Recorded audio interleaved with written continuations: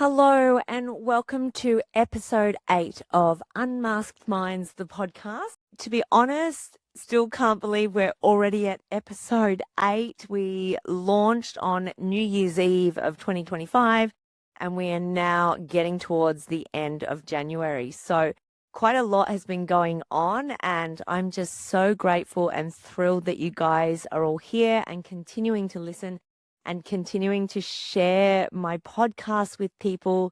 I'm getting wonderful feedback. And apparently, if you make it to 10 podcast episodes, you're doing really well. So we're getting really close. And I wouldn't be here doing this without all of the fantastic feedback you're giving. So keep it coming, keep the ideas coming. I am really enjoying being able to bring this to you guys. So on that note, today's episode is kind of inspired by one of my most liked and most shared Instagram reels. And it was a reel where I sort of started with saying, hey guys, I lost my shit as a mum today.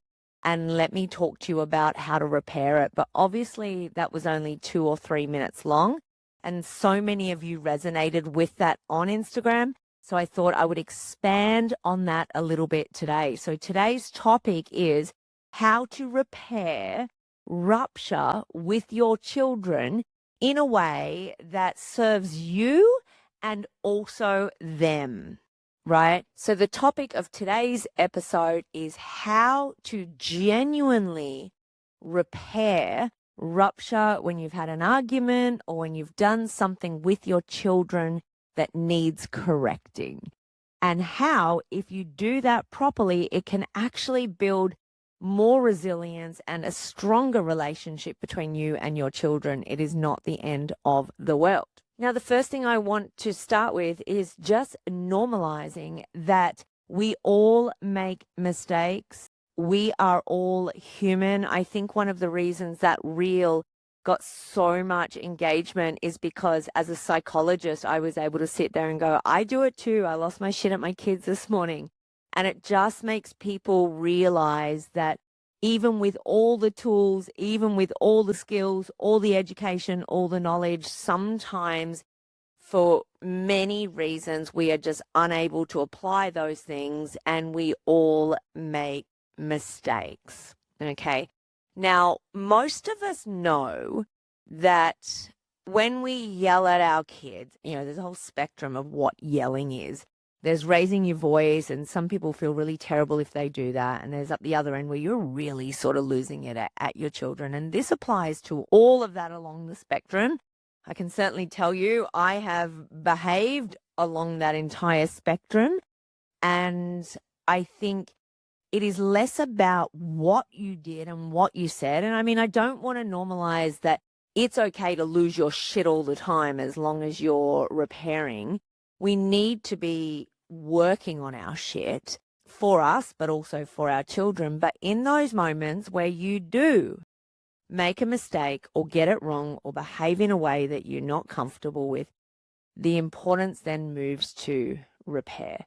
Now, one thing I always say is I don't get super guilty anymore or feel so terrible if I do make a mistake with my children, because I think it is also whilst it's very important to nurture their nervous systems and to role model what healthy regulation and response and behaviors are, I also think it's really important to role model being a human as a parent and just being a human overall, and letting my children know that we will make mistakes and they will have emotions that will sometimes get the better of them. But no matter what they do, no matter how they behave, no matter how much they hurt people, they will always also have the skills to repair. Okay. Now, one of the biggest problems I see and hear about when it comes to repairing is the typical one where a parent might say, hey, I am so sorry for yelling at you this morning when you wouldn't put your shoes on. But if you only put your shoes on when I asked you the first 10 times, then I wouldn't have got cranky at you in the first place. That is not an apology, and that is not repair. Essentially, that is saying to the child, I was unable to regulate my emotions and that's your fault. I yelled, I couldn't keep my cool. I couldn't manage myself, but you are in charge of that. If you behave the way I want, I will be okay, and then you will be okay.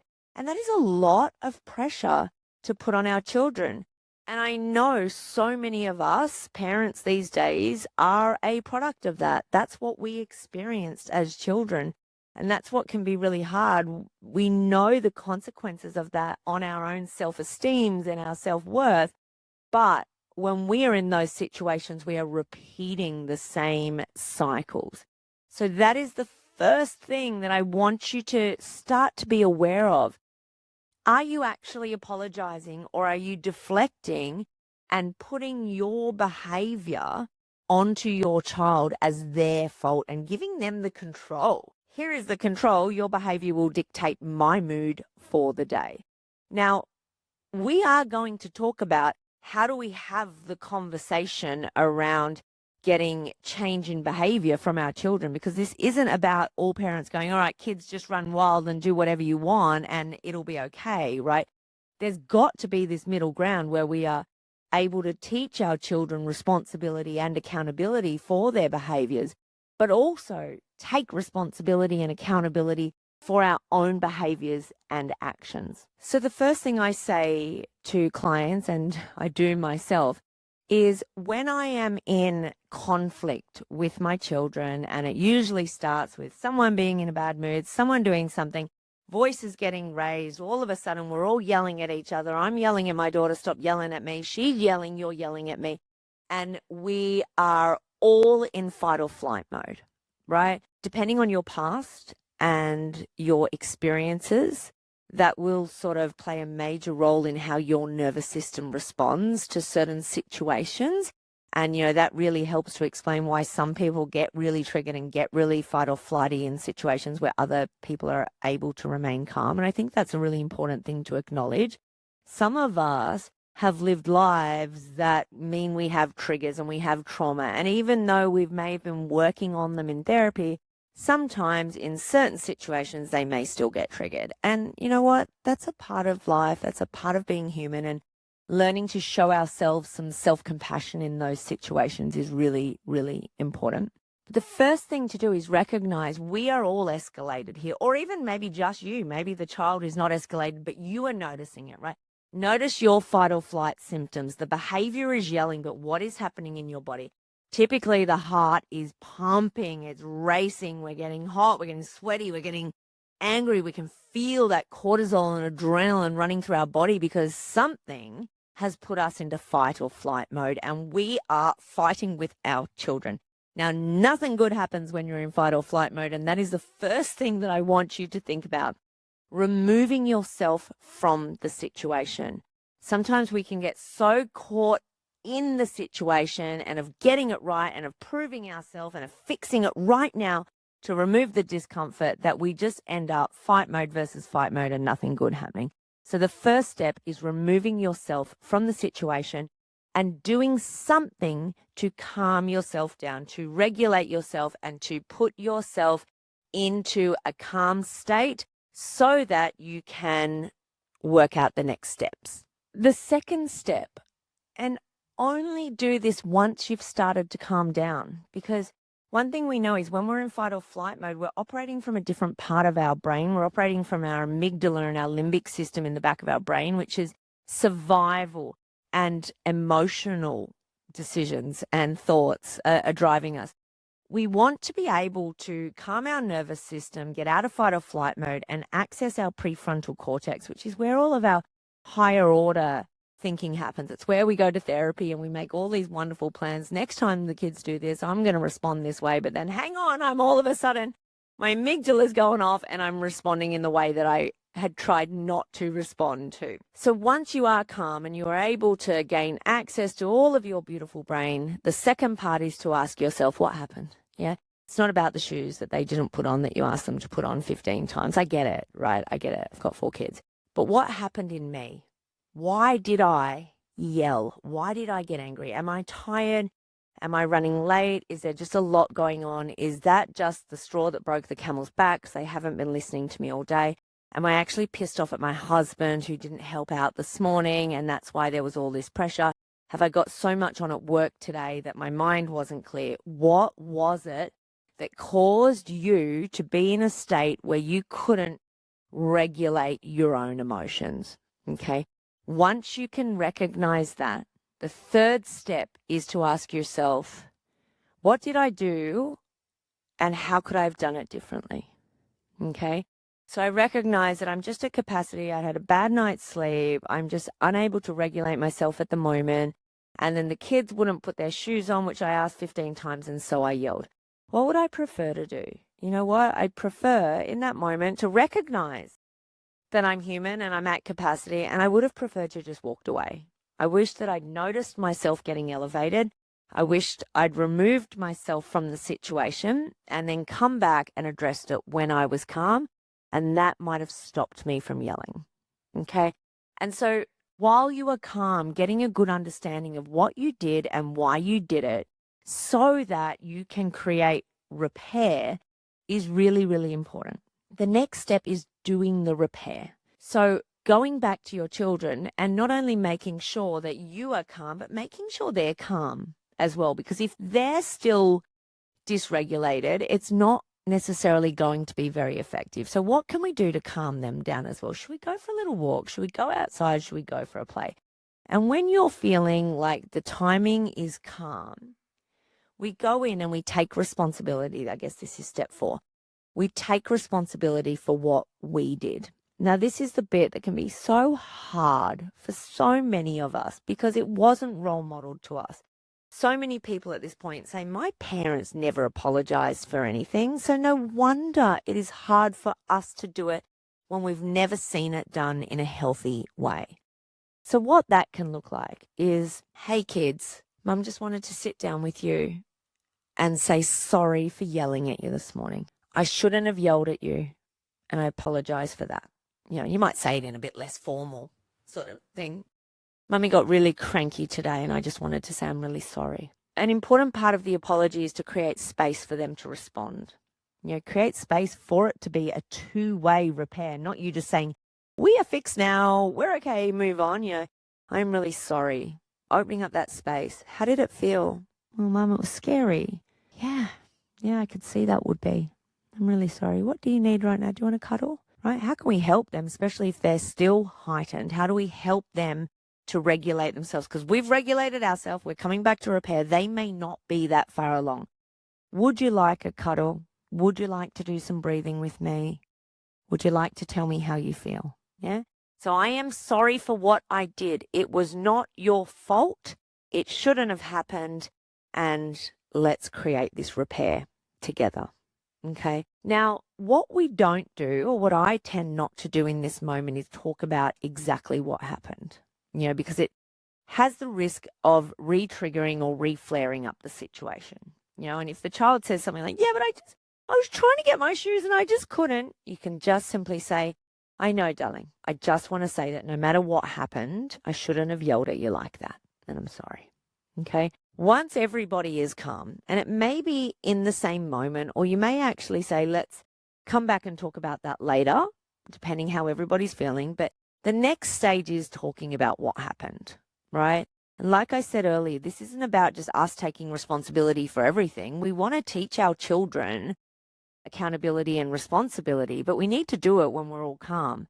So then we want to have a conversation around what happened, and we need to make sure we are nice and regulated and everybody feels safe when we have this conversation. And it might go something like, okay, darling, so this morning when the shoe situation happened, what do you think we could do to avoid that happening in the future?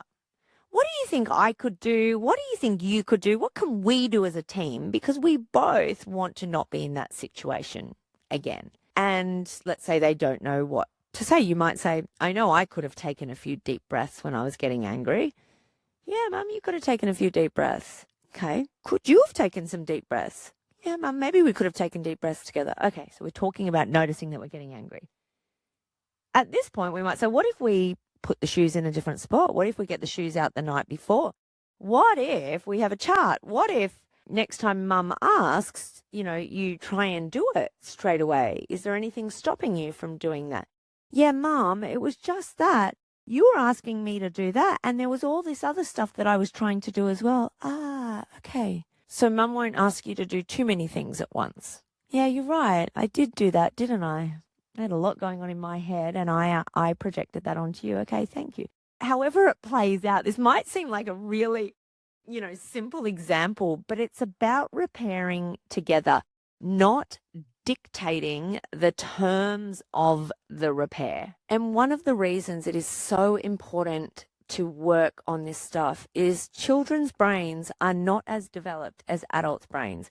And one thing that they always do is when there is something going wrong, they will internalize it as their fault, and it will affect their self-esteem and their self-image if they are constantly told you are making mistakes, you are doing things wrong, and you are making mum cranky. Okay. So we need to really find that right balance for them and for us. And again, that's often why we do this, because that happened to us. And one of the other things I talk a lot with clients about is this is not easy if it wasn't shown to you. This is all new, and often when we're learning how to repair, we get re-triggered and we start off really well and then we end up getting angry again, and we got to keep coming back to it. But it is worth coming back to it. It is worth it because we feel better when we repair, because we're not then walking around carrying all this extra guilt and shame for how we've behaved with our children. But it is also making sure that they're not internalizing all of this stuff as their problem, as they're at fault, and the long-term effects of that can be really, really damaging for children if they are just constantly led to believe that all conflict is because of them. Every time mum yells, it is their fault and they just need to do more and be better or be more or be less of themselves, and then there will be no conflict. The other thing that children learn when we repair in this way is that conflict doesn't end relationships. And that's something that, people of my generation really struggle with sometimes. There's this kind of pattern with a lot of adults these days where if we don't agree, it is over and one of us is wrong, which is you, and one of us is right, which is me. And there are so many patterns of relationships just ending because we don't have the skills to work through it and recognize that conflict is just conflict, and it is human to feel certain ways and feel different ways about situations. And we need to learn the skills to discuss and repair and work through that if we are going to have healthy relationships. Conflict is a part of a healthy relationship. It's how we do it that matters. And I probably should do a whole episode on repair and conflict in relationships, but this one was specifically focused on with our children. Another thing that I think is really reassuring to hear is the fact that you are a parent that is worrying about this. I'm getting the repair wrong, I'm apologizing wrong, I'm stuffing my children up. It does just tell me that you care and that you are moving in the right decision. And so for me, just taking a moment to really allow your humanness and ask yourself, why do I want to do this? So I guess my closing message on this one is conflict happens. We are human. As parents, we lose it sometimes and we make mistakes, and that is okay. It is actually necessary in life and relationships. It's what we do after that matters. It is how we repair, and it is how genuine we are in that repair. It is how much we are prepared to take accountability and responsibility. And when we do it well, our children respond in a way that makes them feel safe, that makes them know that our love isn't conditional on their behavior. And it also shows them and normalizes for them that it is okay to have emotions, but it is also necessary that we make an effort to repair afterwards. One thing that I see a lot with my children, because I really consciously do this a lot, is sometimes if my child has been completely dysregulated and has come in and essentially picked a fight with me, is they now, and I'm talking mostly about my younger two who are almost 6 and 7, they have these skills already where they might, walk away, storm off to their room, and then come back and gently knock on the door and say, "Hey, Mum, I'm really sorry for yelling at you." And then we can sit in that safe space together. How did that feel? What happened? Yeah, I found that a little bit scary as well. And we can talk through it, which is so, so important. So we're going to leave that one there. Thank you so much for listening. As always, jump into Instagram and ask me questions. Give me feedback on the podcast. I'm so interested to hear it. And I use the Instagram sort of reels and updates to choose the next topic. So let me know what you would like to hear me talk about. And thank you for being here. Talk soon.